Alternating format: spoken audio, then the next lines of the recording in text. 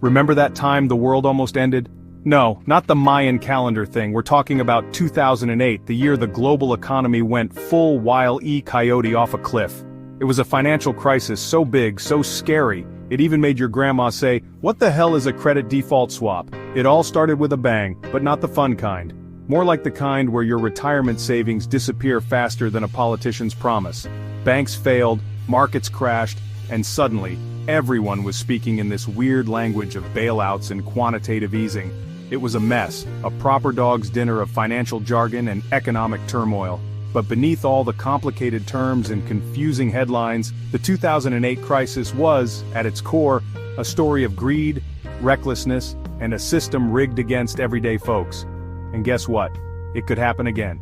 So buckle up, Buttercup, because we're about to take a trip down memory lane, revisiting the financial crisis that nearly broke the world. Imagine a house of cards. Not just any house of cards, but a massive wobbly one built on shaky foundations of subprime mortgages and dodgy financial products. That's basically what the US housing market looked like in the early 2000s. Banks, eager to cash in on the booming housing market, started handing out mortgages like candy on Halloween. They didn't care if borrowers had bad credit or couldn't afford the repayments. These risky loans, bundled together and sold off as mortgage-backed securities, became the hottest thing since sliced bread. Wall Street, drunk on greed and blinded by the promise of easy money, gobbled them up. They even invented new, even riskier financial instruments like credit default swaps to bet on these mortgages. It was a giant casino and everyone thought they were going to win. But like all bubbles, this one was bound to burst. And burst it did, in spectacular fashion. When housing prices started to fall, the whole house of cards came tumbling down. Those risky mortgages started to default, and the financial system went into meltdown. Remember that saying, when America sneezes, the world catches a cold? Well, in 2008, America didn't just sneeze, it full-on coughed up a lung. The financial crisis, which started with those dodgy mortgages in the US, quickly spread like wildfire across the globe. Banks around the world, holding those toxic mortgage-backed securities, started collapsing like dominoes. Credit markets froze, businesses couldn't get loans, and the global economy went into a tailspin.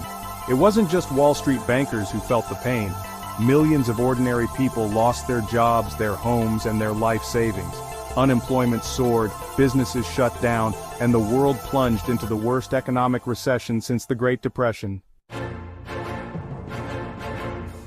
Section 4. The blame game. Who dropped the ball? So, whose fault was it? Was it the greedy bankers recklessly gambling with other people's money? Or the regulators asleep at the wheel while the financial system spun out of control? The answer, like most things in life, is complicated. It was a perfect storm of factors that came together to create the crisis.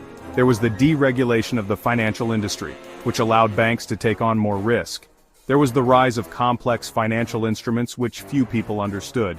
And there was the culture of greed and excess on Wall Street, where profits trumped prudence. It was a collective failure, a systemic breakdown that exposed the flaws in our financial system and the people who run it. Section 5. Never again lessons learned, or were they? The 2008 financial crisis was a painful wake-up call. It exposed the dangers of unchecked greed, lax regulation, and a financial system that had become too big to fail. So, did we learn our lesson? Well, sort of. In the aftermath of the crisis, governments and regulators around the world implemented a number of reforms aimed at preventing another meltdown. They strengthened financial regulations, increased capital requirements for banks, and created new agencies to monitor systemic risk. But have these reforms gone far enough? Some argue that they haven't addressed the root causes of the crisis, such as the excessive power of big banks and the culture of risk-taking on Wall Street. Others worry that the political will to maintain these reforms may wane over time, as memories of the crisis fade. Section 6. The Crystal Ball. Future of Finance. Predicting the future is a fool's errand, especially when it comes to something as complex and unpredictable as the global financial system. But one thing is certain, the world of finance is constantly evolving.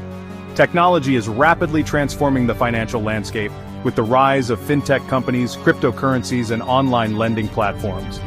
These innovations offer exciting new opportunities, but also pose new challenges for regulators and policymakers.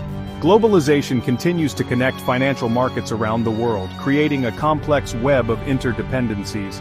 This interconnectedness can foster growth and innovation, but it also means that a crisis in one part of the world can quickly spread to others. Section 7. Are we safer now? So, are we safer now than we were in 2008? The honest answer is, it's complicated. We've learned some valuable lessons from the crisis and implemented reforms to strengthen the financial system, but the world is a complex and ever-changing place, and new risks are always emerging. The key to preventing another financial crisis is to remain vigilant, to learn from our mistakes, and to adapt to the changing landscape. We need to be wary of excessive risk-taking, to promote transparency and accountability in the financial system, and to ensure that regulations keep pace with innovation. The 2008 financial crisis was a stark reminder that our financial system is not infallible.